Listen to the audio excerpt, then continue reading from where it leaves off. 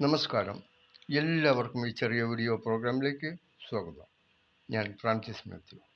തിരുവചനത്തെ ആസ്പദമാക്കി ഇന്ന് എനിക്ക് നിങ്ങളുമായി പങ്കുവയ്ക്കാനുള്ളത് വിശുദ്ധ മർക്കോസിൻ്റെ സുവിശേഷം 11-ാം അധ്യായം 22 മുതൽ 24 വരെയുള്ള തിരുവചനമാണ്.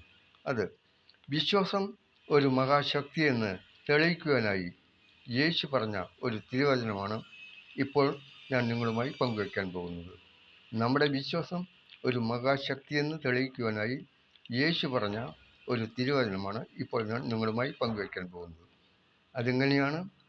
ദൈവത്തിൽ വിശ്വസിച്ചുകൊണ്ട് ആരെങ്കിലും ഈ മലയോട് ഇവിടെ നിന്ന് പോയി കടലിൽ ചെന്ന് വീഴുക എന്ന് പറയുകയും ഹൃദയത്തിൽ ശങ്കിക്കാതെ താൻ പറയുന്നത് സാധിക്കുമെന്ന് വിശ്വസിക്കുകയും ചെയ്താൽ അവനത് സാധിച്ചു കിട്ടും. അതിനാൽ പ്രാർത്ഥിക്കുകയും യാചിക്കുകയും ചെയ്യുന്ന എന്തും നിങ്ങൾക്ക് ലഭിക്കുമെന്ന് വിശ്വസിക്കുകയും അത് നിങ്ങൾക്ക് ലഭിക്കുക തന്നെ ചെയ്യും. ഇതാണ് തിരുവചനം.